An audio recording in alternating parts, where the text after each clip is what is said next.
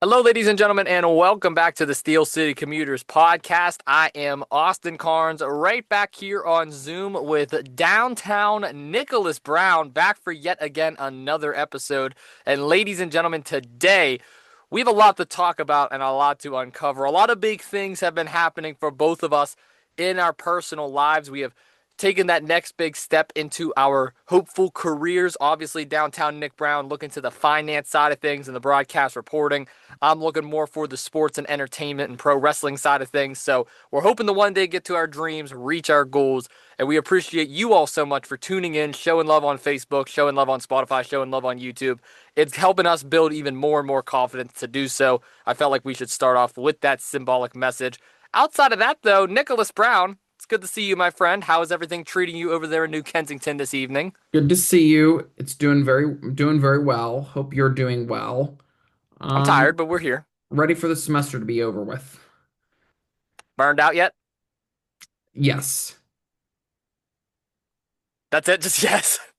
Yes. Just want to keep it short and simple. Yes. Just burned out, just ready for break. Ready for Thanksgiving break for the week. Then of course, the longer form break when we leave campus December 10th and we won't return until January 20th. Absolutely. And I was contemplating saying this whether or not Nicholas Brown, but I feel like we should mention it because it is our big episode 50 coming up soon here on Steel City Commuters. We do have a special guest joining us next week. Should I say it yet or should we keep it a surprise till next week? Keep it a surprise till next week. Okay, we'll keep it a surprise. Let's just say this. We have a very special guest joining us next week in studio. And then for episode 50, we'll be back on Zoom. We'll recap both of our Thanksgivings, which is why I wanted to mention that. You mentioned Thanksgiving. And then we'll also celebrate episode 50, which I can't believe that we're 50 episodes in. I thought this was going to be a one-time podcast for Dowd Issa's class, and now here we are 50 episodes later. 50, big 50. That's how old you are, right? 50 with the gray That's not hair. how old I am, damn it. I Yeah, will say my birthday is in 2 weeks too, so the week after will be my birthday. So what a way to celebrate my birthday! 50 episodes of Steel City Commuters. so you're going to be turning 50 years old. Perfect. I'm turning 22. Okay. I don't see any gray hair yet, so you must be able to Yeah, sustain no, that. no gray hair up here. The hairspray hasn't caused any gray hair yet, so we are good. I already Oh, know what don't I'm roll getting. your eyes. I saw that. I already know what I'm getting you for your birthday. It's a damn comb. Oh, thank you. I actually need one. I lost one today Oh, at Point Park. place. Put the comb and hairspray away and save it for another occasion. Gotcha, gotcha. But no, we do have a lot to talk about here on the episode. I mean, we mentioned before that Steel City Commuters is having a special guest next week. Well, let's talk about last week's guest on Steel City Commuters. We had McKenna Smith actually join the podcast. Now, McKenna is a fellow sports comm major at Point Park University. She calls some games, she's done camera work, she has done photography, and now she has been a guest on the Steel City Commuters podcast. I actually shared a podcasting class with her not so long ago. So, Nick, this was really your first introduction to her. You were there side by side with me. You actually went on a bit of a Cowboys rant during that episode. We'll talk about the Cowboys later on this episode, but McKenna specifically, what did you think about that episode? McKenna was really an insightful guest. She brought a lot of different experiences to the podcasting world, given she is a Point Park's sports comm student and has called many games, what, volleyball And basketball. and basketball. So she has a lot of that under her belt. I'm Play-by-play sorry, com. soccer, I'm not sorry, volleyball. Sorry. soccer. That's not bad. Um, yeah, okay, yeah, volleyball and soccer. So those are two prime sports at Point Park and at a lot of universities. And so her being in sports comm, her calling them games, having that experience, because that's really what she wants to get into. And in the episode, we talked about why she came to Point Park, and primarily was for sports communication, sports club, and all the different activities you can do and get that experience. And then, of course, we talked on the different various Pittsburgh sports, but McKenna brought a unique background to how she got to Point Park, into where she sees her future and her career going, and then, of course, her experience and her day-to-day schedule here at Point Park. No, I love McKenna Smith's episode because she brought a whole different background. And it was nice because we talked a little bit of soccer in that episode. And I mean, we really don't, me and you, we're not really big soccer fans at all, but McKenna Smith is obviously just as passionate about it as I am professional wrestling. So I was excited to see her level of excitement for it to kind of actually wore off on me a little bit. It got me a little excited. It actually made me even tune into a soccer game later that night just because I was excited by it. And speaking of soccer, I mean, the Pittsburgh Riverhounds, what a season they're having. We'll talk about them later too. But I was really happy with the episode. Love the way it turned out. Thank you, McKenna, for coming on. And let's just say, I think McKenna is what, our second female guest that we've had on Steel City? Yes. Second, well, we may or may not be having a third. Who knows? Another Point Park student. Another point. Ooh, we're just giving off all the hints. Well, we'll leave it. We'll leave the hints there, and we'll leave everybody else guess and choose who that next guest is. But not only did we have guests on Steel City, we also had guests on two Jagoffs. Now, if you listen to the Austin Carnes Show on WPPJ Radio 670 AM station every Monday 4 to 5, Nick Brown joined me this week, and you actually joined me for the entire episode. And we briefly talked about Duke Davis, the current IWC World Heavyweight Champion. He was on the podcast. You shared your thoughts there live. Do you mind sharing your thoughts again now on what you thought of that episode? So Duke was really good. You've had the other half of TME on Yes. of two Jagoffs, Gannon Jones Jr. And this time we had the chance to talk with his partner in crime, his teammate, his fighter, Duke Davis. One thing that stood out to me was I didn't actually realize that Duke and Gannon actually travel for wrestling outside of Pennsylvania. Yes, they sometimes go to Cleveland and beyond, but actually down south, down in Charlotte, because they did a certain wrestling match down there, and they are a tag teaming champion too. And also, Duke in the episode talked a lot about singles match versus a doubles match and teammates match because I think that's really important for where they hold. If I'm not wrong, Duke said he fought more in teams and duos match than he has in Yes. solo matches. So that's kind of an outstanding versus a lot of others. A lot of people just like to do singles. This time that's duos. The one thing I really liked about Duke was his food options. Talked about lasagna, talked about McDonald's, and talked about the Brazilian steakhouse. He had to go on a whole rant because Lucas has never been to the Brazilian steakhouse, and he had to go on a whole rant about how the Brazilian steakhouse actually works and with your meat card and how they just keep bringing the meats and the meat sweats. And The meat of sets are course, weird. They're real. well, you've been there. I have not They're been to the real. Brazilian Yeah, Joe steakhouse. Dombrowski dragged me there. They are real meat sweats. So well, again, when it's Brazilian steakhouse, you have all the different meats, you have all the different flavors, everything just comes at you at once. Of course, we know that McDonald's and Burger King is no longer involved in downtown Pittsburgh. They've been closed up for years now, and so that made that made Duke really mad. He's a big Big Mac person, and so it was very interesting to hear his take on that. But Duke was very good. It was nice to have the other half of TME on to hear his thoughts, where his future wrestling career is going to go, and what they're watching and where they're fighting within the next few weeks and months to come. And I said this before, and I'll probably say it when we recap Duke again in another month or so on the personal YouTube page. I wish more wrestlers that come on the podcast would do this. So if there's any pro wrestlers out there that happen to be champions in any promotions and you come on two Jagoffs in the next couple months or ever, bring your titles with you. I thought it was so cool that Duke Davis had the IWC World Heavyweight Championship perched right there. Now, Duke could have brought in a bunch of titles. I mean, he's also one half of the Enjoy Wrestling Tag Team Champions. He is one half of the ASE Tag Team Champions, which is what you were just alluding to, Nick, down in Charlotte, North Carolina. That's where him and Gannon are also tag champs. They're also tag champs over in Cleveland with Exodus right now, NWA. So they got a lot of gold already draped like on their waist. Duke brought the singles title, and I love the point you brought up. And this is how I could tell the wrestling bug is starting to bite you now because you're starting to catch on. Duke has had more tag team matches than singles matches. And Duke is a singles champion, not just any singles champion, the world champion, which is the most prestigious title of that company. And he did it on his own. So that speaks the true volume on how he is as a professional wrestler. I guess this will kind of take us into the professional wrestling talk now a little bit. You recently shared your first experience with pro wrestling. Again, we talked about it on the radio show, but with us being in and out of studio and having certain guests on, we didn't really have too much time to actually talk one-on-one about this.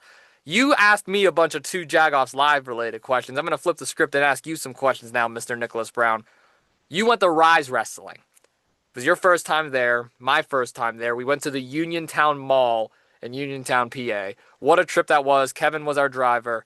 I got to ask, lay out the law. The wrestling community is listening to you. What was your first thoughts on the wrestling business? I'm gonna lay out the law just like David Lawless and his gavel.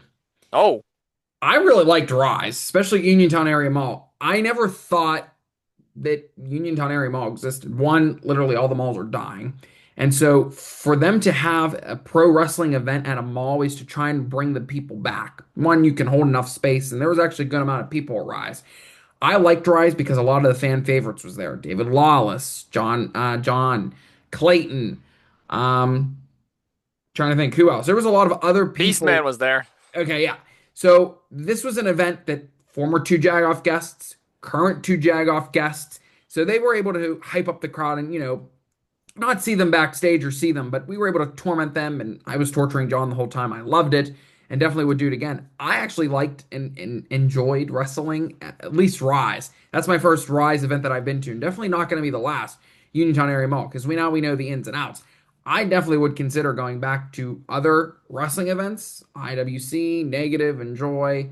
Um, so definitely not going to just say this is a one time and done. I actually enjoyed it. Of course, with you and Kevin, we had a great night out. Plus, there was 50-50, so I got to gamble. What the hell? Oh my That's what I gosh. like to go out for. But I thought it was a great event. I thought the kids made it very interesting because John Yeah. and Clayton are in character in kayfabe, and they were just going all out, especially with the 6'7". Kids were doing it nowadays. So I just that was a very nice moment that I enjoyed and really resonated with me was the 6'7". Now everybody's doing it. Everybody's gonna be tortured. You're looking at me with awe. I don't know if I said something incorrectly. I No, better stop it's talking. the total opposite. You made me proud. I feel like a proud father right now. You just use a wrestling terminology correctly. You're catching on.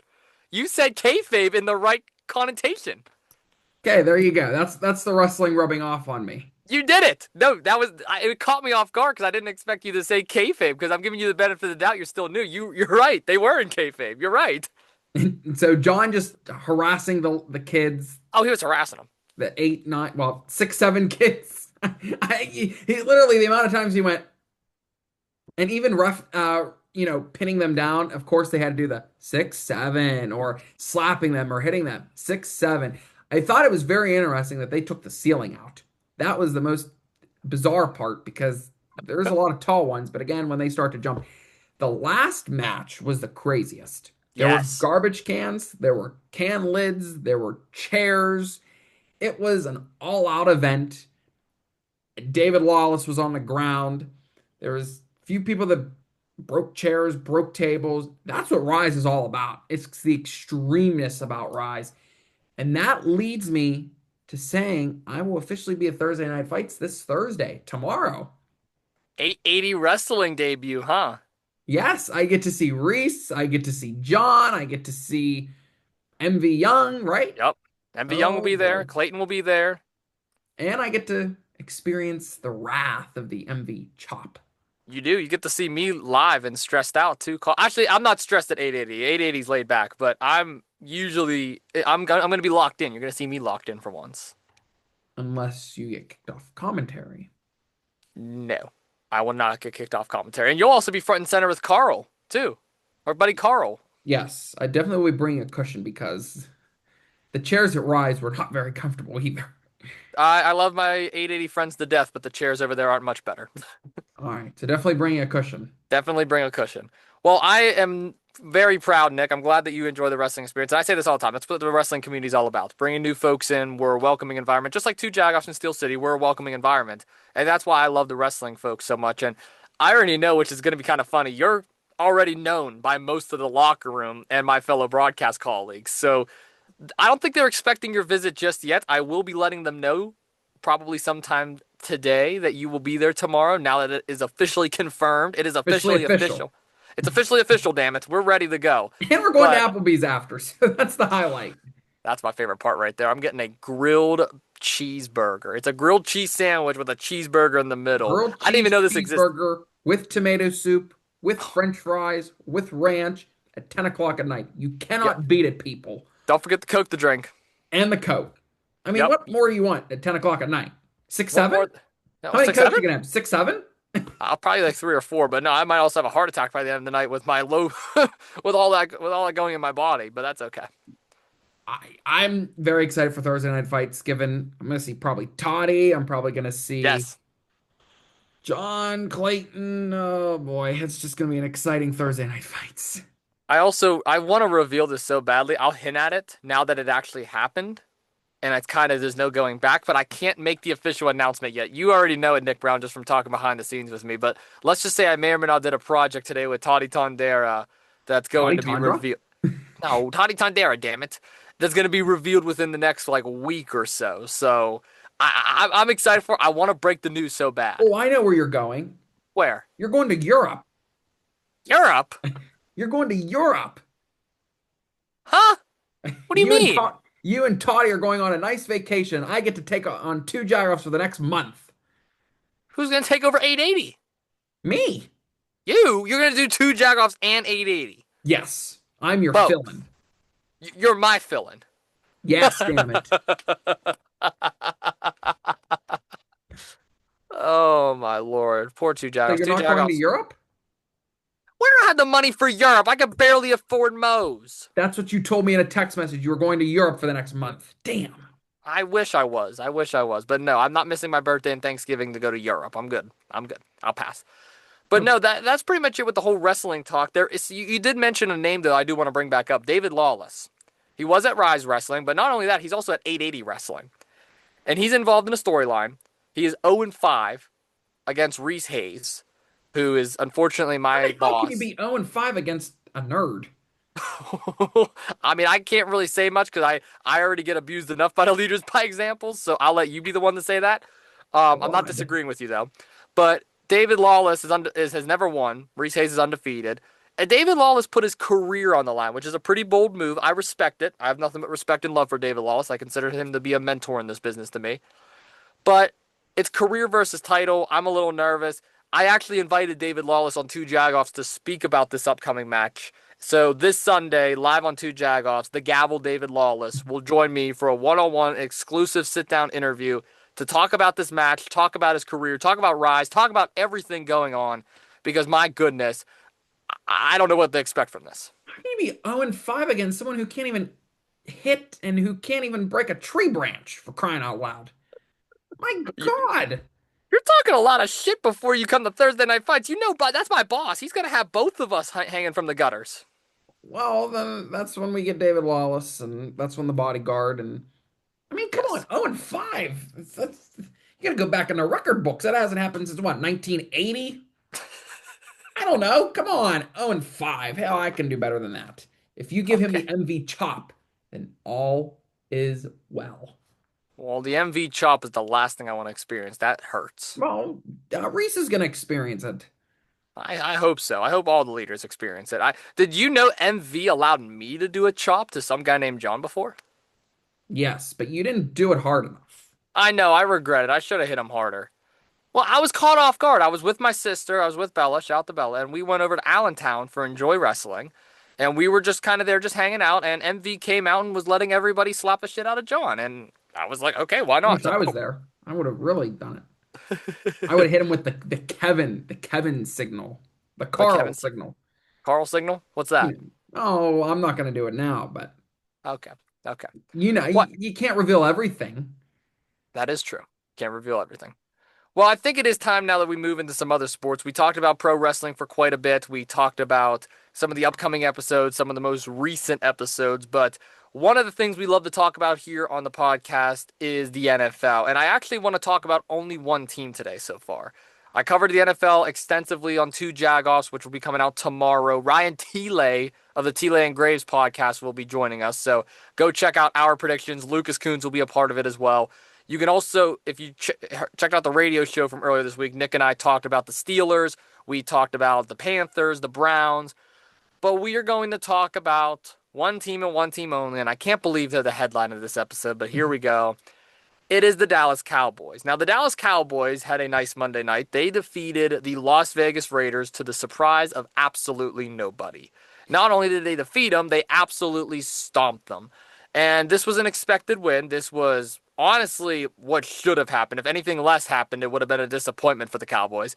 I will say, though, the reason why we're talking about this so much and hyping this up is for two reasons. One, last week, Nicholas Brown went on a rant saying that the Cowboys are at a 20% chance of making the Super Bowl. Keep in mind, the bet is still on, ladies and gentlemen, between Nick Brown and I. That has not disappeared. Not only that, Nick Brown also made the statement that he may or may not have to find a new team after this season. So with Nick making those statements and with the game and with the reason number two, which is the game that's coming up this week, Dallas Cowboys, Philadelphia Eagles, it could not be any higher. The stakes are so high right now. So, Nick, we're not going to talk about the Eagles game just yet. We'll hold off on that for a minute. What is your thoughts on the Cowboys right now? What was your thoughts on their Monday night victory? And most importantly, what are the new Super Bowl odds? Thought it was a decent Monday night game, and I think one player is definitely triggering this momentum based. Marshall, I believe Nealon, correct? Nealon, yes. Yes, Marshall Rest in Nealon. He peace, was by the way. what? Martian Nealon, is he? Yes. Yes. He unfortunately had an incident with police and passed away just a few weeks ago, last week. Yes, And condolences. I saw they cut you off. Condolences to anyone involved. yes, condolences to his family because that week before, he was the one that had the blocked Hmm.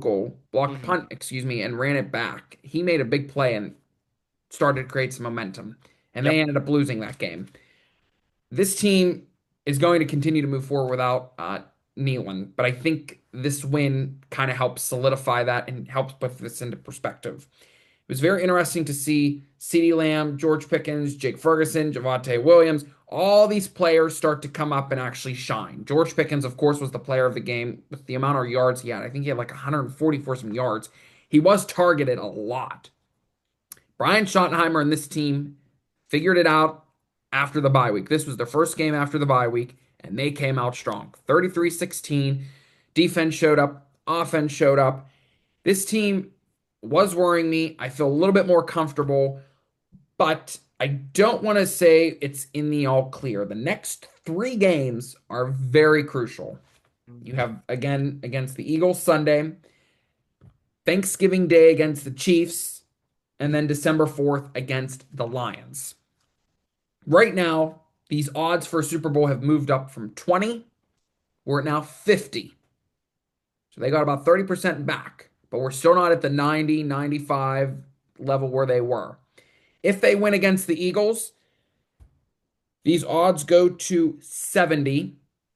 If they beat the Chiefs, we go to 80. If we beat the Lions, we're back at 90. They have to win. That would be four straight. If they can win four straight, I'm confident. But I don't know if Dak and this offense is going to show up. I'm not sure if Brian Schottenheimer and this defense can show up. Matt Eberflus can show up. This team still worries me because hey, great that you put up 33 points against the Raiders. I would hope so. Hell, Carlington could probably put up 40. If your defense can hold 16 points, that's great. But is your defense going to be able to hold that every single game? Are they going to be able to get in there and stop Jalen Hurts, A.J. Brown? You name that player. Are they going to be able to stop the key players, the key playmakers? Is the offense, is Dak going to be able to go out on the field and throw to Jake Ferguson, throw to CeeDee Lamb, throw to George Pickens, throw to whoever may be open on that offense that is eligible to receive that ball? Is he going to have enough time in the Eagles game? That's a game that I'm really worried about because it's home.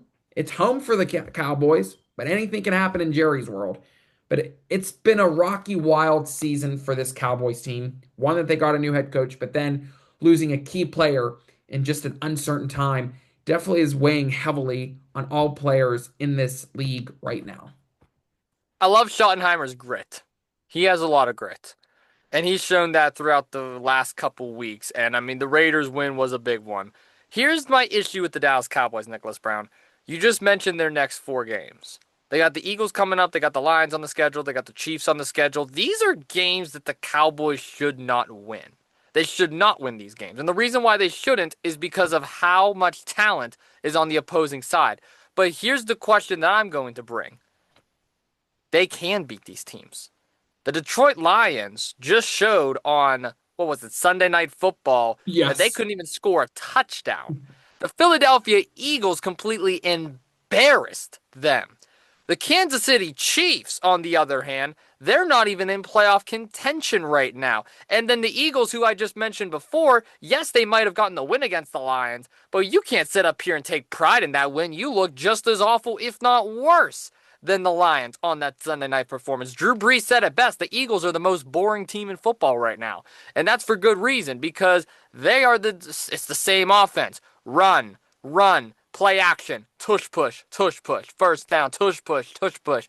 That's what the Eagles offense is. And keep in mind, Saquon Barkley isn't even a factor right now with this team. A.J. Brown, his relationship is broken beyond repair. Devontae Smith is really the only star that's actually putting up numbers right now. So when we look at the Dallas Cowboys and their situation right now, you're in the division with the Washington Commanders, New York Giants, and Philadelphia Eagles. I think we can both agree the Giants season has been over. They're already on Jameis Winston, injuries galore. What are they, like 8 or 9 losses right now? They're done.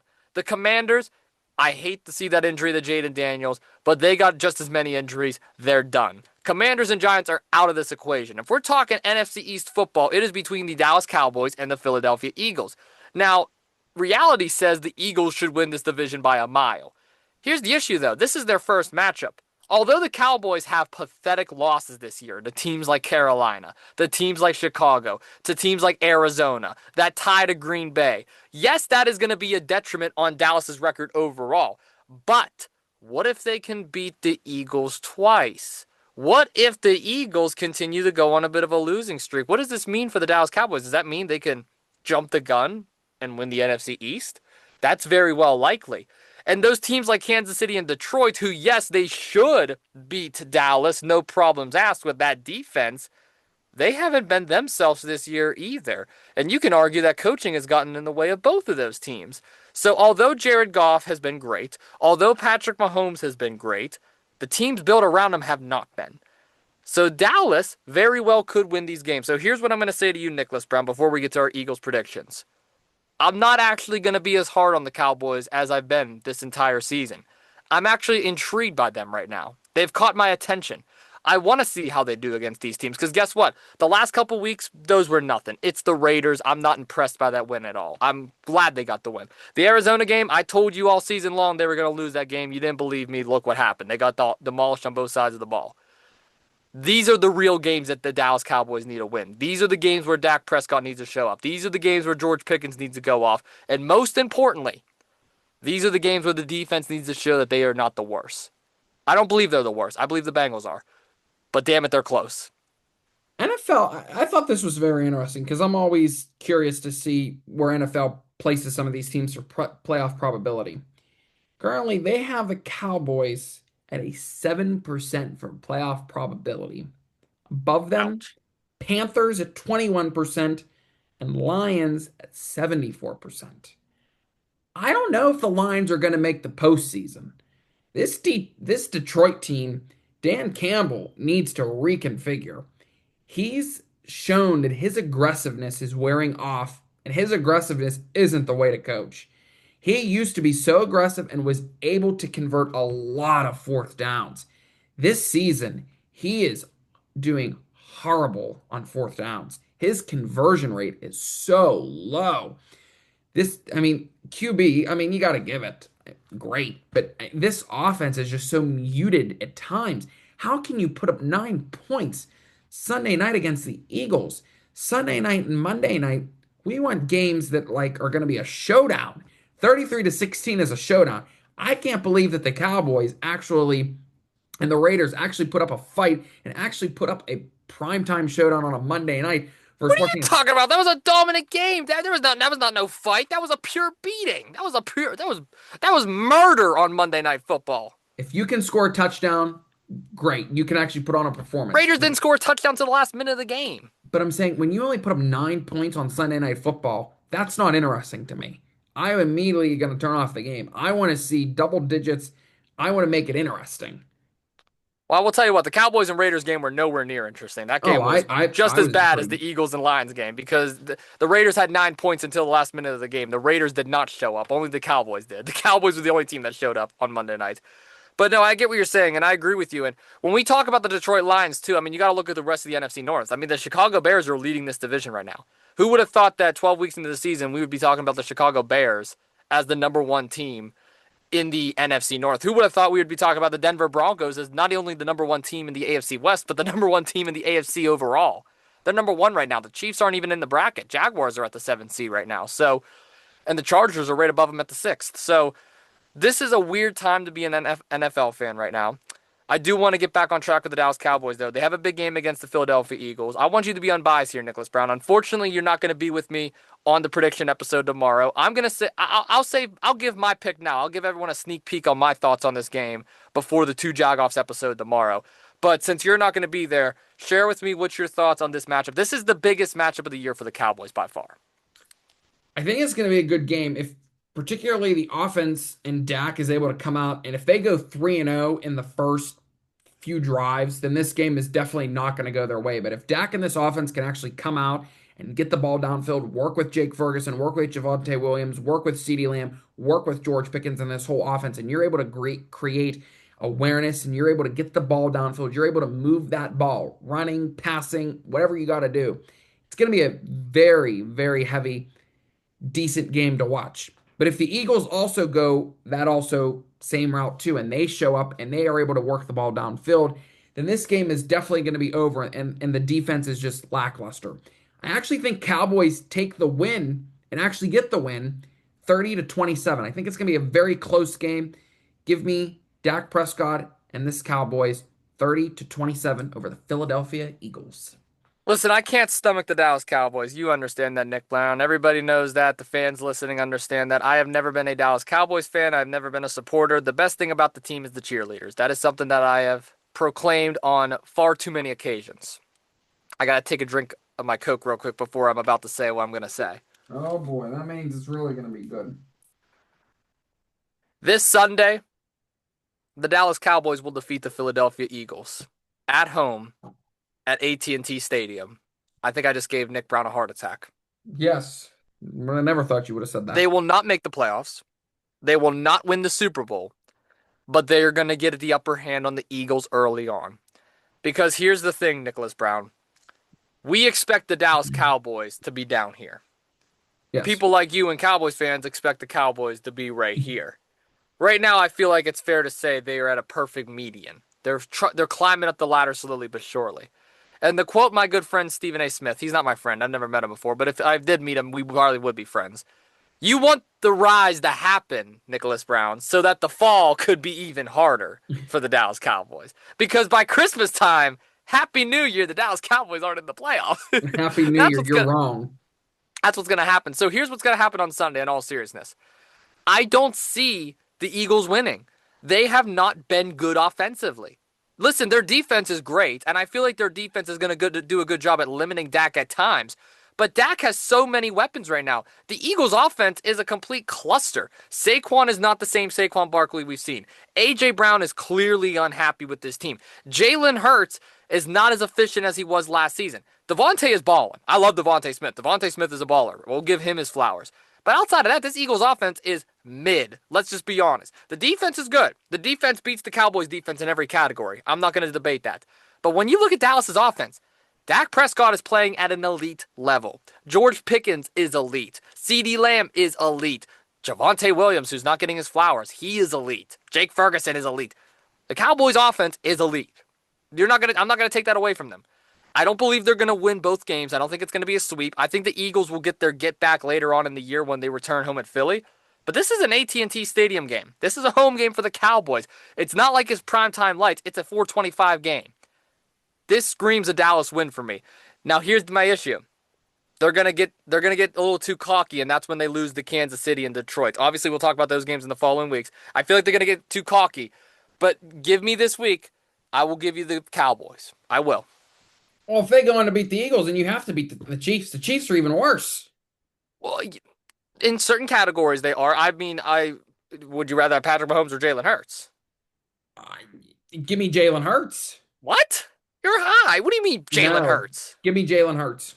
Well, obviously you don't watch football. Patrick Mahomes is the obvious answer there. Patrick Mahomes is the only reason why the Chiefs actually have some wins. If it wasn't for him, they'd be like the Jets right now.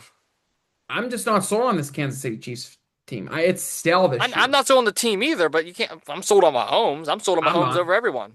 Nope. I'm not sold. The only quarterbacks I'm taking over Mahomes right now would be Drake May and Matthew Stafford because those are the two reigning MVP candidates at the moment. You definitely could make a case for Drake May and this Patriots team. He's definitely leading them to a win. Will this win? How are they going to be able to continue this momentum leading into the postseason, leading into this offseason? Debatable. we Sunday definitely will be a big tell for it. It will be a big tell. And if you want to hear more about my Cowboys and Eagles talk, tune in to the two Jagoffs tomorrow. I can't wait to hear what Ryan Thiele and Lucas has to say about that. But no, Yes. I'll give the Cowboys a win this week. I don't see them beating the Lions. I don't see them beating the Chiefs. I don't see them winning against the Eagles again later this year. But this week specifically, yeah, how about them Cowboys? I'll give them the win. All right, there we go. How about them Cowboys? There we go. Well, ladies and gentlemen, before we wrap things up today as we are winding down with our last couple minutes here, I do want to end off asking Nicholas Brown one final question. I'm going to give you a little bit of a test if you don't mind. Okay. As you know, I'm No, an I don't Arizona know. Cardinals. I'm an Arizona Cardinals fan, and they are god awful this year, as everybody expected. I want to know, did you see the record that Jacoby Brissett just set this week? I Didn't feel like he that's worth mentioning. didn't he break some kind of record? What kind do you know or no? Is it the passing record? Kinda. It was the completion record. He had the Completion most record. completions in a game. 47. That's incredible. I mean, they got blown out by 25, so I mean that's not incredible. But I mean, hey, Kyler Murray, my friend, you better find a new home, my friend. They have a 1% chance of making the playoffs according to NFL right now. Bump that down to zero. It's been zero since week two. But no, No, that I Kyle thought that Murray was better find a new home because I don't know, this backup is surely showing some more light on this team. good. Bring me Simpson, bring me Mendoza. I'm looking forward to this quarterback draft class this year. Bring them on, bring them all on. I'm cool if the Cardinals lose out the rest of the year. They get I a mean, better they play the draft pick. Jags this upcoming week. Hey, Jacksonville, blow us out of the water. And guess what? Toddy Tondera, he's a Jacksonville Jaguars fan. So, Toddy, if you're listening, I hope your Jaguars beat my I wouldn't be Cardinals. surprised if the Jags win this week. I want them to win this week. I hope they win. I'm picking them this week. Me too, because I want them. I mean, they blew out the Chargers 35-6. A lackluster game. Yeah, that was awful. But no, ladies and gentlemen, that right there is going to probably do it for Steel City Commuters this week. Again, next week we will have a very special guest that'll be joining us for episode 49.